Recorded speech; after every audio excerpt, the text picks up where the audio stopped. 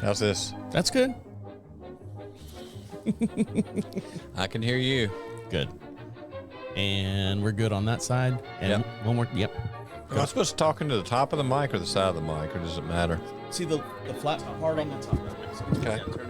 So right there. Okay.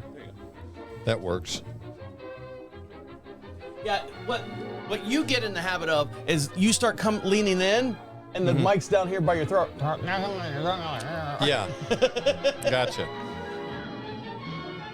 But you can grab that thing, move it wherever you want. Okay. Do what you want, Mike. You can do it anyways. I'm going to anyway. Exactly. All the way over there. I'm like, why am I not hearing anything? I don't know. My cursor's way over here. There we go. Well, the record button's on. The unit is self-contained with its own saddler, farrier, wheelwright, and so on. It's a rigorous training dished out who know all there is to know about horses, and it brings results. We take you behind the scenes now to show just some of the interesting aspects of this training.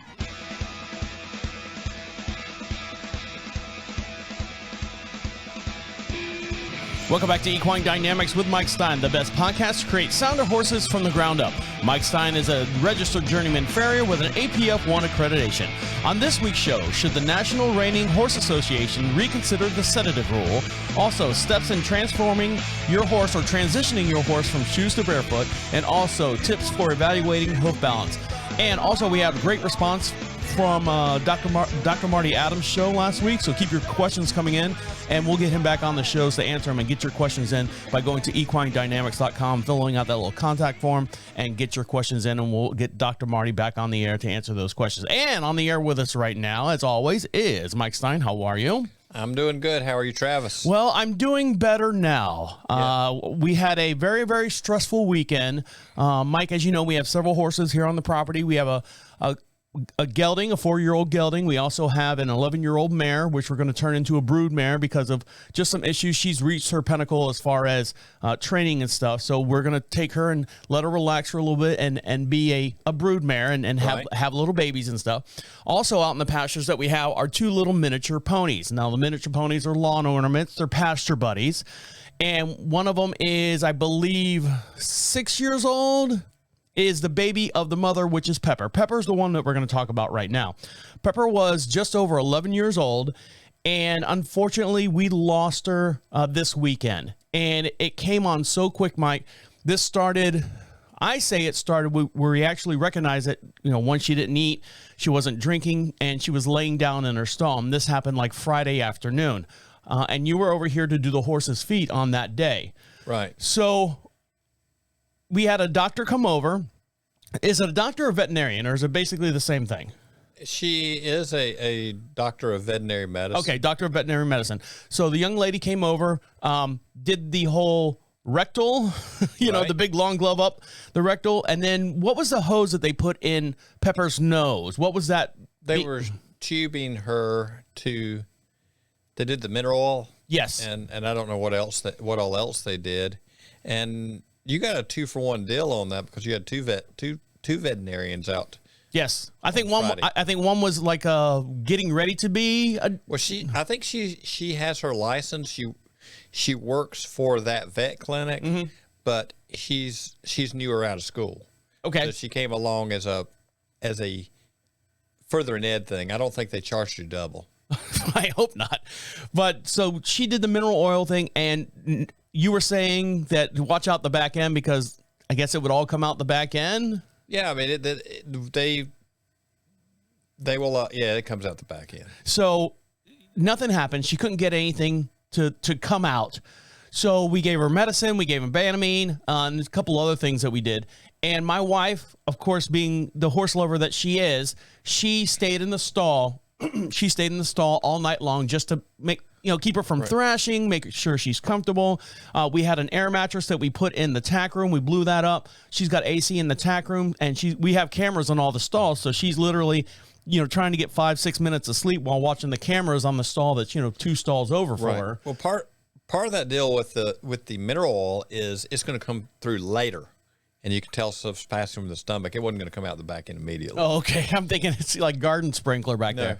So when you say immediately or come out later, so here we are now into Saturday. Gets into the stomach, has to work its way through the intestinal tract and come out the back end. And usually how long does that take?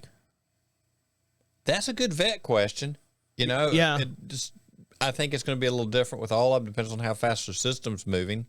Some of them will be fairly quick, and some of them by that point have a good case of spraying the walls, if you know what I mean. So we ended up, like I said, my wife spent the night down there, didn't get any sleep. As you can imagine, a horse lover and one of your babies are having a hard time just getting comfortable. Right. And so Saturday morning, I go down there to check on her. And of course, I have to take care of all the other animals on the property, so she didn't have to worry about it, which is no big deal. That's part of my job. And so nothing was happening, so we call another vet out. Another vet came out at like 4 o'clock in the morning, and then later on in the day, we're like, she's walking around, but she's not eating. She's not drinking, but she is walking around. So I'm like, okay, that's great. And then she would lay down and roll and thrash, and we try to keep her steady. So Right. the long of the short is we had to make that decision. And the decision came around 4 o'clock that afternoon on Saturday afternoon. The vet said he couldn't be out until about 6 o'clock later on, so we tried to keep her as comfortable as possible. And this is the same vet that saw her 4 o'clock that morning, so he's already had a long day in himself. So he comes over, and Pepper's laying on the ground and doing the fast, like hyperventilating breathing. Right. And as soon as he saw Pepper in the stall, he's like, she's in absolute pain, and I don't know what pain. When you think pain, you think some kind of screaming, some kind of noise or something. I guess not with a horse, or they're not vocal that way. They're not vocal that way, but elevated pulse, elevated heart rate is definitely they're hurting. And with her, she already had some breathing problems. And what did she have? Because my wife was giving her steroids and stuff to help with that breathing. It's where they have that constant like TB cough, like right. Yeah. Lord, I can't remember what it's like 3 letters, like OCC or something. OCD or OC. Yeah. Anyway, those 3 letters. But with a situation like that, with her that stressed, she's already been laminitic. She already had damage to her feet, which makes her more susceptible to going back into laminitis with that much stress on her system. The other thing with her is horses that have that kind of a breathing problem do not do well when they go laminitic, and then you've got steroids on top of that. So a lot of them, when they have breathing problems to that degree and they're already on steroids, it's very tough to pull them through laminitis if you can ever get them to stabilize, and a lot of them you don't. So she wouldn't be a candidate for doing well with laminitis. And one of the options that we had was, do we take this horse into surgery, which we decided not to. Yes. Go ahead. Are you losing your microphone again? I'm losing my microphone again. Can I move it? Yeah, go ahead. Yeah. Move wherever you want. Yeah, tighten both those knuckles down. There you go. Okay. You sound good. Where were we? So the doctor sticks his head into the stall, saw the hyper breathing and everything, and asked, went over to the horse and kind of felt the head and listened to the heart rate and stuff, and asked her, has she been drinking? Not drinking water. Right. And I said, well, right before you showed up, she was standing up in her stall and put her head into her trough and started thrashing her head around. And I thought she was having problems getting the water down her throat, like her throat was swollen up or something like that. And he's like, it's weird. I've seen that happen several times before, horses in this situation where they literally, quote unquote, play with the water. And he lifted up her gums, and her gums are completely gray all the way around. Now we're getting into, almost 36 hours of this happening. Mm-hmm. And he said that she's gone into toxic, or I don't know what I understand, like sepsis, where you have like bacteria in your blood. Is it kind of the same thing? I guess so. I mean, if there's any kind of rupture to the intestines or anything, that's not a good deal. And, if it's blocked off, twisted, part of the intestinal tract is starting to die, that's one of those deals. If you were to get through it, you would have to go to surgery. And with everything she had going on, that's a question. Yeah, we opted not the surgery because of everything that was going on. So unfortunately, we lost Pepper this weekend. We put her in the ground nice and safe, nice and snug. We actually planted a small plant by her site. So every time the plant blooms or anything like that, we can say, there's Pepper, and that's her blooms and stuff. So that's where, that was our weekend. And Mike, unfortunately, you were part of that weekend because you just were here by happenstance because you were doing the horse's feet this past weekend. I appreciate your help. You helped out a lot, especially me. I told you I'm the simpleton. I don't know a lot of this stuff. So to watch my wife panic, during these things, and I don't know what to say to help her. Right. You do the best you can. I don't know. And it is part of owning animals, any kind, dogs, cats, or whatever. Never fun. Yeah. All right, guys. Well, stick around. We got a big show to get into. You're listening to Equine Dynamics with Mike Stine. He'll be right back. You okay? I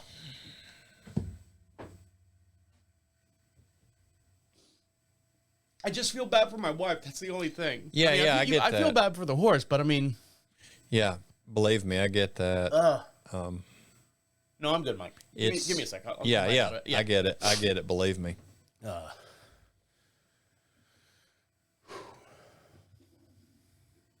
You don't realize it until you say it out loud, and then when you say it out loud, it bites you. Yeah. Yeah, I'll tell you, the mare that was my best buddy as a teenager, if I talk about it, it gets to me, and it will get to me my whole life. Yeah.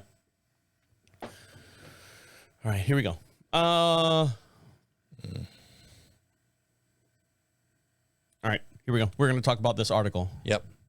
Let me get this article. So I don't know if I'm going to be able to read all this. Right. There's a section in there talking about the drugs masking lameness. I don't know. And that's all we really need to concentrate on because that's my concern. You know what I mean? So taken together. Oh, right here. So, all right. So we can just talk. Talk about it. I'll pick through this. Right. And then I can cut it up and edit it so it sounds like I know what I'm talking about. How's that sound? Okay. All right. However you want to handle it. All right. Welcome back to Equine. Ramifidin. I don't know the proper pronunciation. My wife would. Right. Welcome back to Equine Dynamics with Mike Stine. He is was the official farrier of the 2018 Equestrian Games. And make sure you follow us on YouTube. And the way you do that is to go to Equine Dynamics or search Equine Dynamics with Mike Stine over on YouTube. And you can see me waving to Mike waving me. I'm sorry I had a little breakdown there. I was telling Mike during the break that, you don't realize everything that goes on until it comes out of your mouth. And I apologize, but I don't want to say apologize, but I mean, that's the nature they become family. Yeah. So that's the nature of what we went through this past weekend. Now, what we're going to talk about is should the National Reining Horse Association reconsider the sedative rule? Now, I got this article here. Please forgive me again. I'm asking for a lot of apologies here or a lot of acceptance from you guys, but there's a lot of words in here I can't pronounce. They're above my educational level.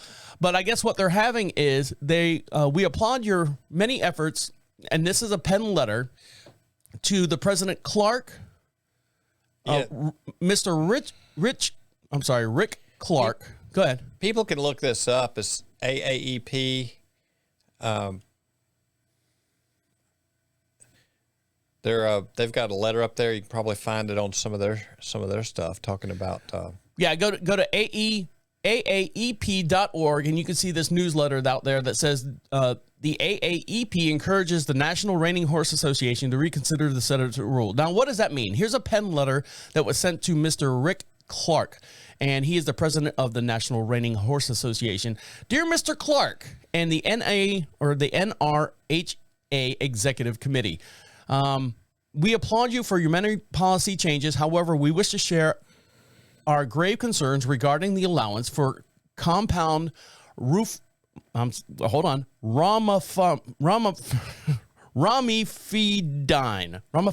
Yeah, I'm not touching that one. A sedative effect that impacts the health and the welfare of both horses and rider. Ramifidine is a sedative of the most common class used in horses, an A2 allergenic adrenergic receptors. Anyways, so what they're saying is much research has been conducted on the horses receiving this product.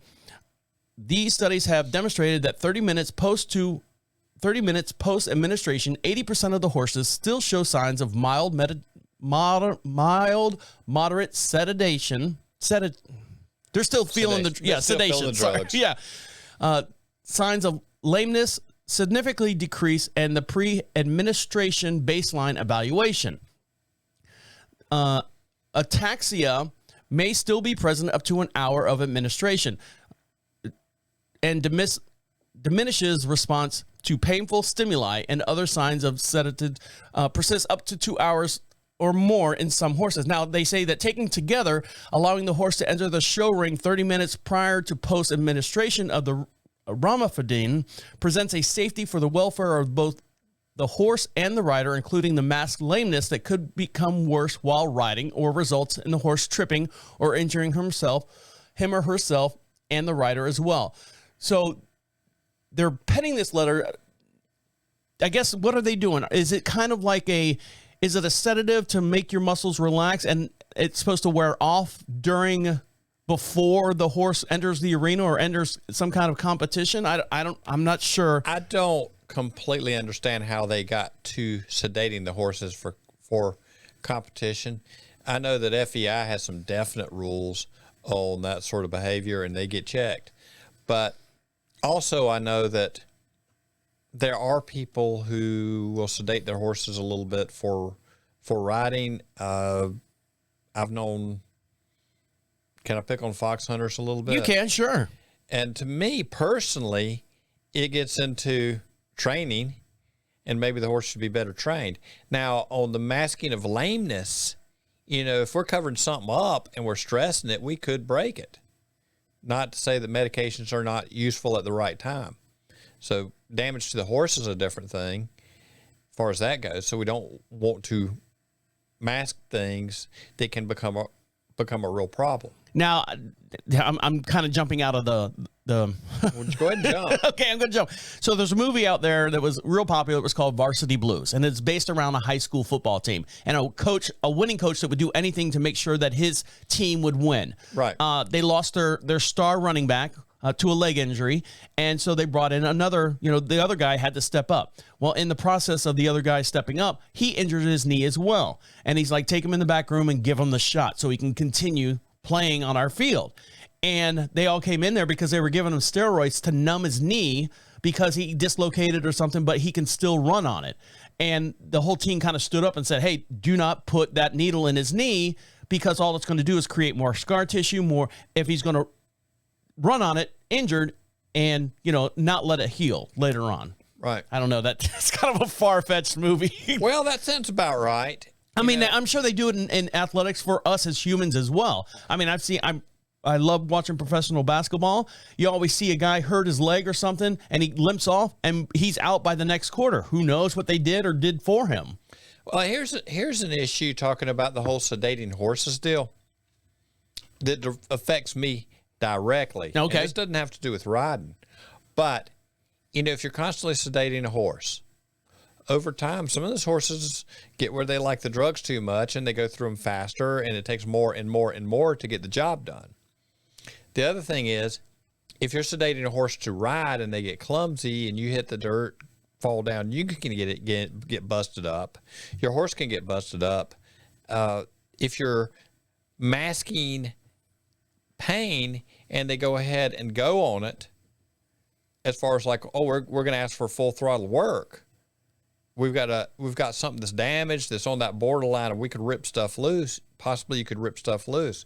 But directly referring to what I do, okay, you got a horse that is always a problem to shoe. That people, to me, need to put more into training. There's a couple things. And when you say training, be better on the cross ties, be better on the cross ties, on the be lead better rope, under saddle, be better under whatever. Because I have known of cases where people sedate a horse to ride them because when they get a little wound up, they're scared of them and can't control them. So we'll just knock the edge off of them a little bit. Give me a little nip of the whiskey. Exactly. So then the next question is, what are you doing on that horse if that's the issue? And maybe you should do something about it. Maybe it's not you. Maybe there's an underlying thing that the horse is feeling that we're not addressing, and we're just continue just to go on. And that's where your expertise comes in, outside of, the rider not being on the horse, watching that horse walk down the aisle and seeing the way he tracks. Pain creates a lot of thinking for a horse sometimes. And, as far as me actually physically working on a horse, we can sedate a horse. I can work on him. I go by a lot of feel on what I do. Just for say, when I'm driving a nail, I can feel the change in the nail through the foot. Sometimes on these really thin-walled horses, I pay attention to how the horse is feeling in my hand as I'm working on them. Some of it is feeling on how the nail drives. Some of it is feeling how the knife feels against the sole or the rasp or whatever. But if I'm doing something where the horse may have a physical reaction to it, I know to back off, move, get something out, whatever. That might hide that, and I might find out a few days later. And that becomes a bit of an issue. So Emma Reed's finishes her pen letter to the NRHA's Animal Welfare Position Statement, embraces the values of ensuring the highest standards for the safety of both horses and the rider, and condemns the use of performance-altering substances for competition. They say, we glad you embrace that. But for safety of the disciplines of equines and human athletes, we urge the NRHA members' leadership to reconsider this recent change, allowing the use of the compound Romifine, ROMIFIDINE. A lot of I's in there. We do not believe this is the best interest of the horse. Thank you for your consideration. Sincerely, Emma Reed, President of the American Association of Equine Practitioners. So that's the letter that was penned out to them, and you can see this article as well. I can see. Well, let's do it this way. So do you think there was someone on the board lobbying for this medicine to be, and this is a big, what if type thing. I mean, I don't know anything about the horse community. Who knows who's got their fingers in what pocket? Is it maybe somewhere that you see this, hey, let's use this product on the horse? I don't know. I'm speaking out of turn. Somebody at some point has tried to get an edge, to get a little more in the show ring, I'm sure. Yeah. It's kind of, okay, NASCAR, let's bend the rules a little bit. Yeah. And I don't know what or how it got started, but if you're sedating a horse, in my book, it's either because maybe you have too much pain, maybe you have behavior problems. Mm. If you got, for me to work on a horse, some of them need sedation, some of them need to be blocked. The other end of it is, horses should be retired because of old age, not unsoundness. And if we're masking real damage and we're ended up creating more damage to it, somebody needs to think about that. If it's a behavior thing, well, we need to think about that too, because, okay, you got a horse that you're sedating it to keep it calmer. Maybe some more training time needs to go in. All right, guys, stick around. We got a couple more topics to get into and get back in our very own lane here where we feel a little bit more comfortable without all these big words. Stick around. You're listening to Equine Dynamics with Mike Stine. He'll be right back.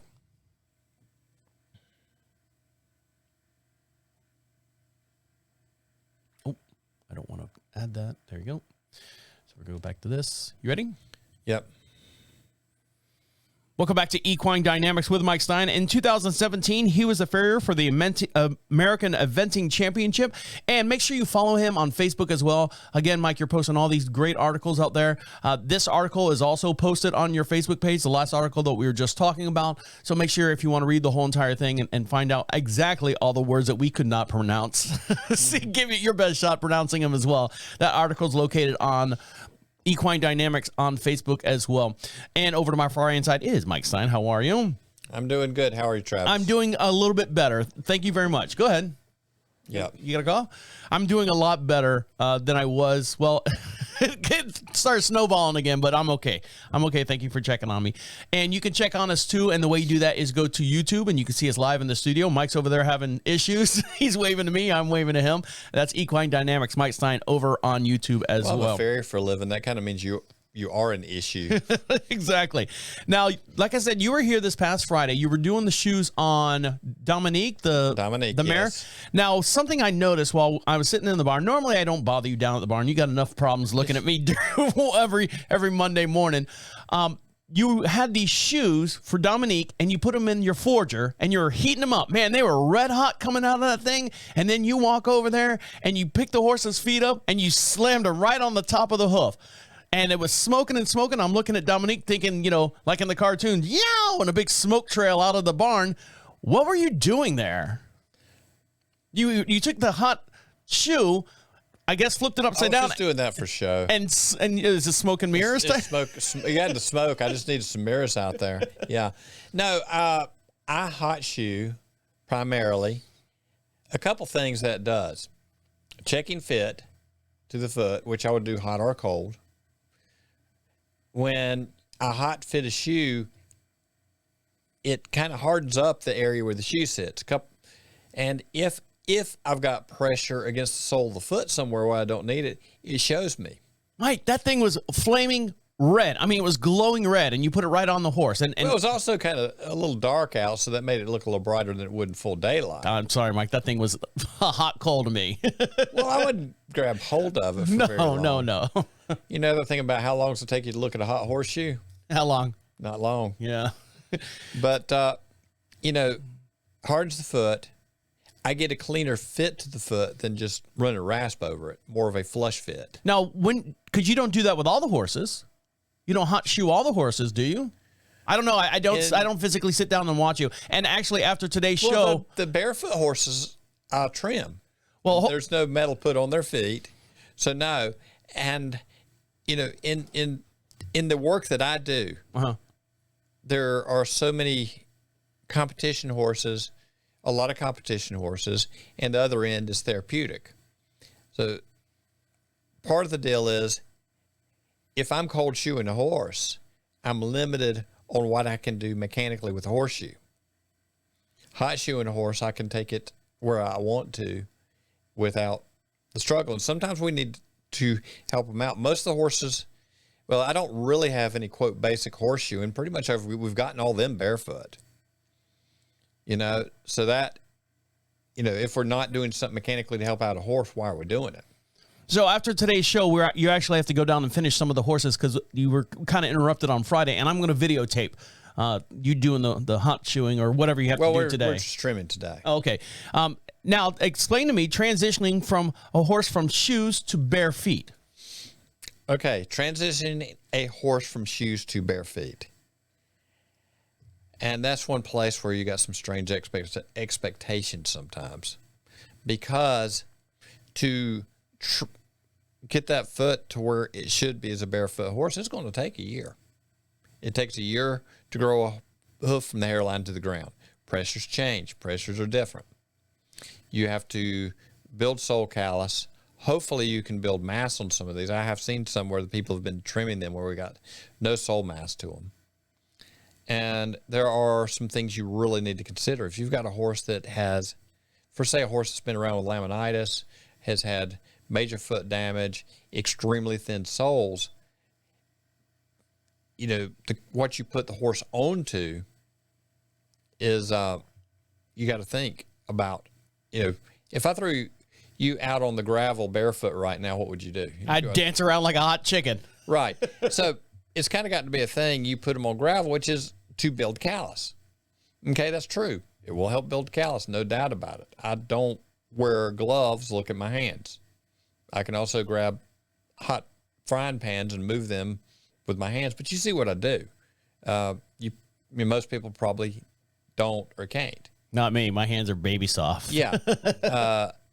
I've always, when I started shoeing, it was really, really frowned upon someone wearing gloves because, oh my God, you can't feel the foot. What are you doing?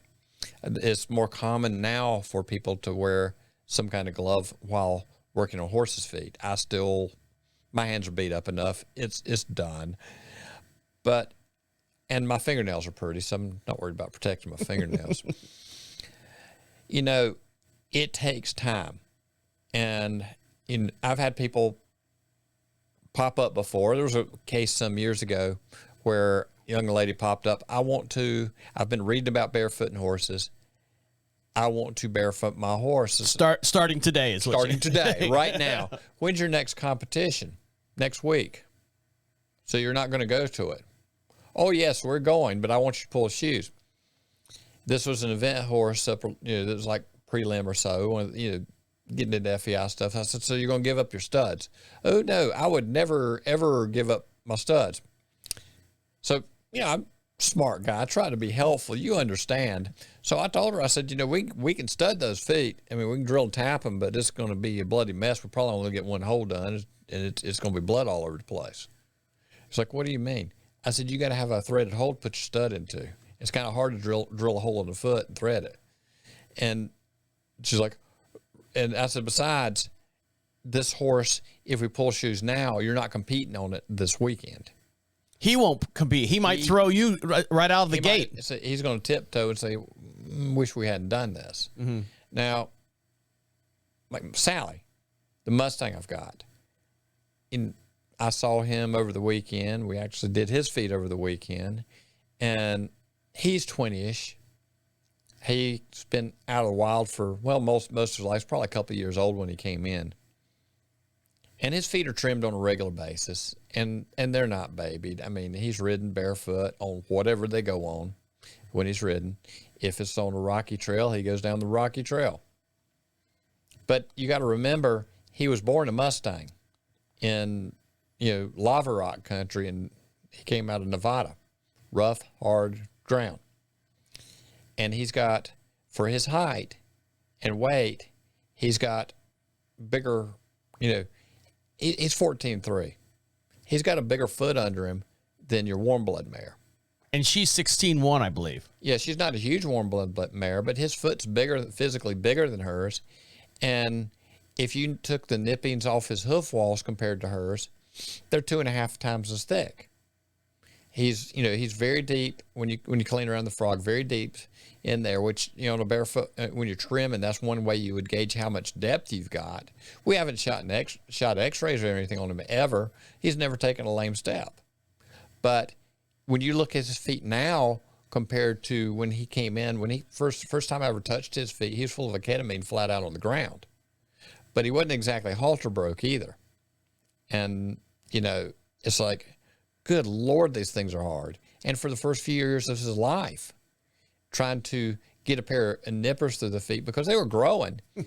And he was on North Carolina soil, and, it was clay and shell rock, but he's not as mobile as he was when they were out in the high desert in Nevada. They're not wearing it off as much as they were. He'll walk down, you can ride him down a gravel driveway. But those feet are not as hard and tough as they were when he was a wild horse. And I can't seem to keep him that way. And it's not like he's being pampered. So, I mean, why would you want to take shoes off your horse and go barefoot? What's the advantage of going from one to the other? I would think once you have shoes on, it's like you're constantly correcting your feet. Again, I'm going to go back to a sports analogy. The reason why basketball players have these, $200, $300, $400 shoes on because it supports the foot, supports the arch, and actually protects their ankles. It's not for fashion and design. Well, probably 20% of that is fashion and design. Right. And then all of a sudden you've got a basketball player that wants to play barefooted because he thinks his feet are better formed on the parquet floor for basketball rather than shoes. I mean, I don't understand why you would do that. Other than, like, if your Sally horse, you had a horse that had Sally's feet and had that nice strong thing, but why would you go from shoes or want to take the shoes off your horse and go barefooted? Okay, your mare. I know, I probably asked this before, so. your mare. Uh-huh. Right now, we've got some mechanical issues that we're helping out with. When she becomes a brood mare. But she's not working anymore then. Right. Right now she has shoes on and she's working twice a week on a lead rope, lunge line or something like that, and maybe ridden once a week.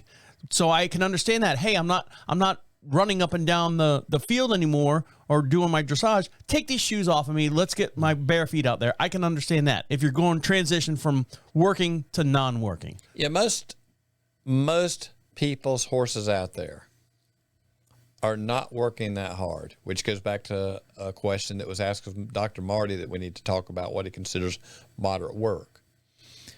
Also, breeding. Sally's relatives that had terrible feet did not reproduce because they couldn't keep up with the herd and something ate them. Picking on thoroughbreds in particular, very thin walls, very thin soles, light-footed, bred for speed, not durability. And there's a certain genetic factor in there on what we're going to be able to get away with and what we can stand. And then there's the expectation of what am I going to be able to do with my horse. Now, at this point, compared to when I started this, you didn't find ride boots. So is it a shoe or barefoot? Okay, you've got a horse that occasionally you pack up and you take to the mountains to go riding. Occasionally. Twice a year. Twice a year. Get you a good pair of riding boots for when you need them. That's good. Go. If they're out in their field where they live, you can acclimate that foot to your environment. I cannot acclimate that foot to an environment that horse doesn't live on as best we can. The other end is, and horses that have hoof damage, mechanical damage, laminitis, some of them you can barefoot them. Some of them, it's not smart. We get horses in the vet clinic where I really push for skyline shots, meaning you're on those horses where you're shooting down around the coffin bone. Because if you take a thin sole horse, you take the wall off. The sole's supposed to be a passive load, not a primary load. And it thinks, well, if we take the hoof wall off at a 45, look how it heals up the hoof wall, and the horse hobbles around because it hobbles around because you're throwing the sole on the ground. And if you're knocking chunks out of the perimeter rim of that coffin bone, if you look at a coffin bone, it's a very fine rim around, it's cupped, and there's a little tiny edge around there where you're putting weight if you put them flat on the ground.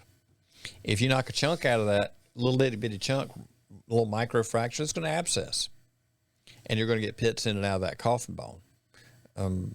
There was one that kept blowing abscesses, has been barefoot for a year, thoroughbreds are some of the worst. Back of the foot, heels were crammed under, and I'm like, okay, so we need to address what's going on with the back of the foot for starters. And we're on the rubber mats, and the horse couldn't walk. But when we did that skyline shot, there was a chunk in the middle of that coffin bone about as big as my thumbnail where there was a fracture, and it was that big. And the horse's foot went septic. Got bone infection, kept blowing abscesses and all this. By this point, we're kind of way behind the 8-ball. Got the horse comfortable for the moment, but continued to abscess and got sent to the university for surgery and it didn't come out of there. Jeez. But I've had more than one that, and where I'm seeing them is when they come into the vet, one of the vet clinics I work with. Keeps blowing abscesses, can't walk, can't do this, can't do that. Oh my God. But we've got a moth-eaten coffin bone where the edges of that coffin bone are ragged, and you chip part off, and that's something that you don't hear people talking about. So I see them on the worst end of it. But on the other end, when Shelby Fry used to work with me, he asked me, and this has been a good while back, he said, you're firing up everything, you're building, you're fabricating and all this, or you're trimming. I said, I'd never see you do any in between. Where is your basic shoeing? I said, I pretty much got them all barefoot. Don't want every horse need to do high maintenance. Is a high maintenance horse. And there's enough of them that are wanting stuff done. I don't need to create horses to shoe. A good farrier doesn't have to. And the other end is what can the owner work with? If you're working towards barefooting a horse, and you want to go in that direction, before the shoes come off, start working with, one of the old remedies is Venice turpentine to start toughening up the sole. Don't plan on going on your 100-mile trail ride that next weekend. They can condition for where they live, but it's going to take time and that foot growing down for the horse's foot to change. Now, there are reasons, and I've got horses out there that that would benefit by having the shoes off of them for a while. And it used to be during riding season, we shoed horses. We didn't have boots back then. And some of the stuff we did, we kind of needed shoes. But then when the off times, we didn't have any money to do stuff. So shoes come off. They're tender for a while. Go on some easy trail rides, slap some turpentine or whatever we got on their feet, kerosene. You know, there's all been all kinds of stuff. I wouldn't suggest using kerosene, but people have used kerosene. Hot foot. And let the foot be a foot for a while. But when you've got extremely damaged feet, you need to think real hard about it, and you need to bring in your professionals, and you need to know what's going on in that foot. The only accurate way to know your sole depth is good lateral x-rays if it's set upright. If you're tweaked one way or the other, up or down, you're not going to get a true reading. The other thing with barefooting those horses, sometimes you need to take that skyline shot and see what the perimeter of that coffin bone looks like before you just arbitrarily do it. Because if you got a old laminitic horse, chronic laminitic horse, and that bone is ragged, fair chance that something could chip off. Now, the coffin bone is remodeling through the horse's life because it does. And, you know, there is some really ugly shoeing out there that horses would be better without, for sure. There again, that's why I have my truck backed up to a couple different vet clinics on a regular basis. So know what's going on. Don't abuse the coffin bone. Sole's supposed to be a passive load. Primary load is supposed to be bared by the wall. So you roll out the wall and you leave the sole bearing some weight. When I get where I can talk, the wall bearing some weight, the sole picks it up as it fills in with dirt and everything else. So you got to think about that. Just throwing the sole right on the ground on a thin-soled horse, that's kind of rough. And, you know, there's all kinds of things that, you know, animal cruelty is starving a horse to death. Well, it's just like a very obese horse going into laminitis because they're too heavy. Well, in a way, that would never be seen as cruelty because they're getting fed. But on the other end, you know, it's detrimental to a horse. If you take a thin-soled horse and you take the walls off very hard and put that sole right on the ground without preparing something, oh boy. You know, well, let's take your shoes off and let you you're going to live your life on that gravel driveway. Well, it's like they always say in the summertime, you know, if you've got an indoor dog and you go take them for a walk on the hot concrete, you know, don't do that. It'll blister their feet at the same time. Sure. All right, guys, stick around. We got one more topic to get into and let you get back to enjoying the rest of your day. You're listening to Equine Dynamics with Mike Stine. He'll be right back. A little long on that one. A little long on that one, Ronnie. I'm like, how am I going to cut this up? Well, do we need to call it there or what? No. We'll just come back and well, let's do this. We'll talk about evaluating hoof balance, and then we can quicken that up a little bit. Okay. And then we'll come back and do what we learned today. Okay. So just give me 3 or 4, 5 minutes for this, if you can. Ready? Right. All right. Welcome back to Equine Dynamics with Mike Stine. He is now a licensed thoroughbred farrier through the Kentucky Horse Racing Commission. And make sure you follow him on YouTube. And the way you do that is to see or follow Equine Dynamics. Type in Equine Dynamics with Mike Stine.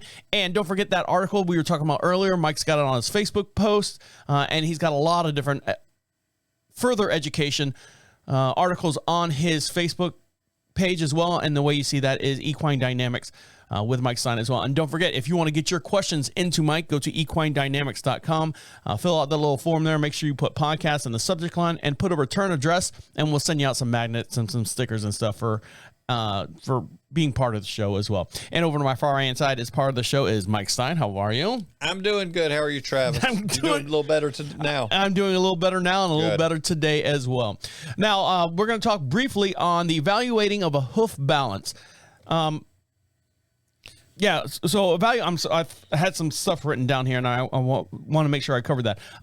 Tips for evaluating hoof balance.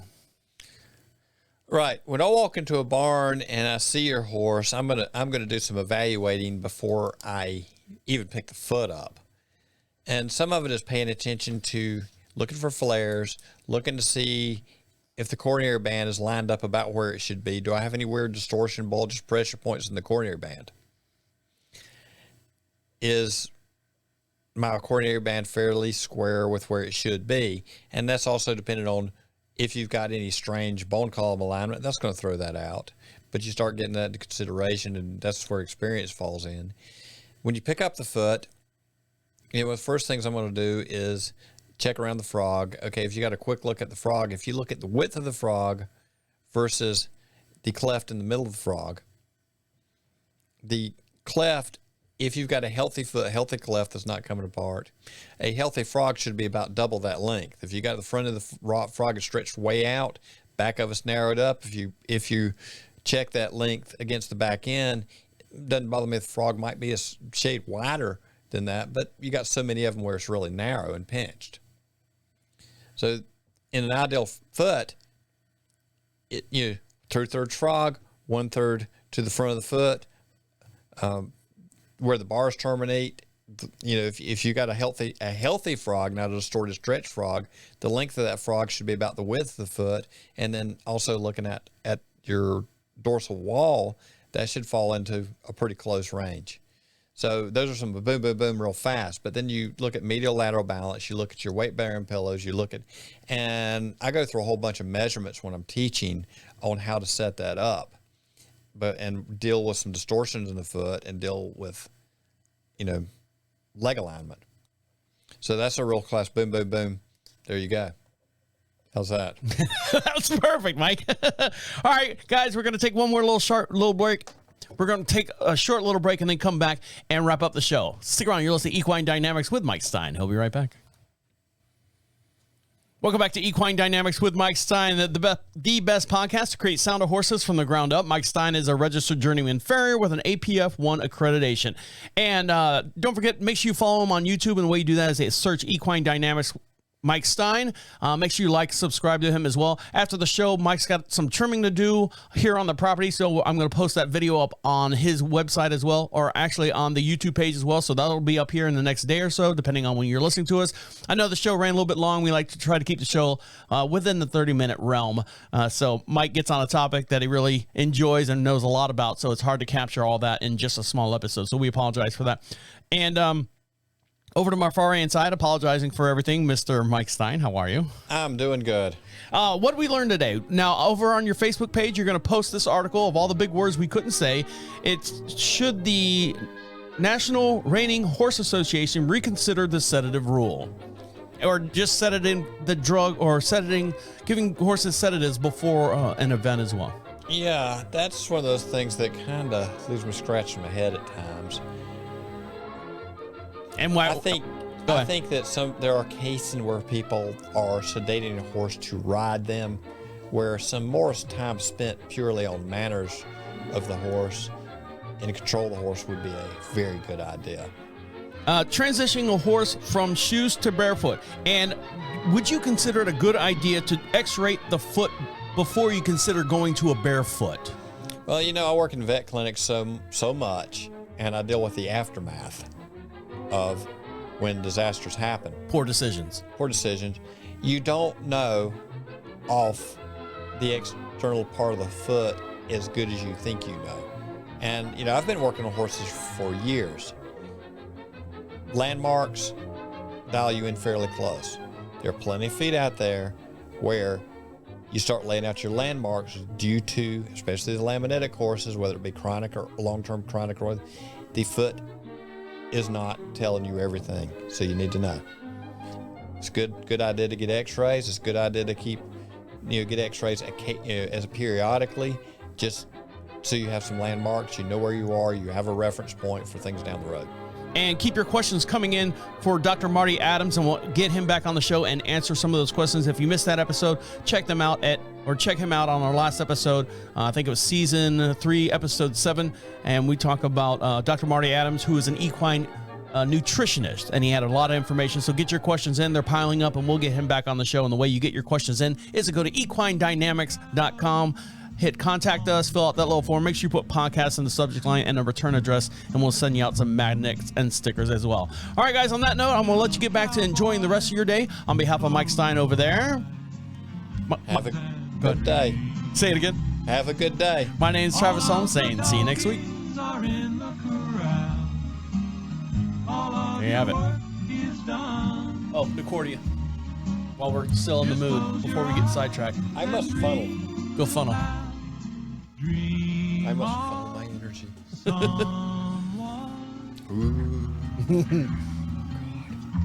What's wrong? I did learn something. What'd you learn? I'll tell you about the mirrors. Good night, Ned. Hey, Dusty. What mirrors?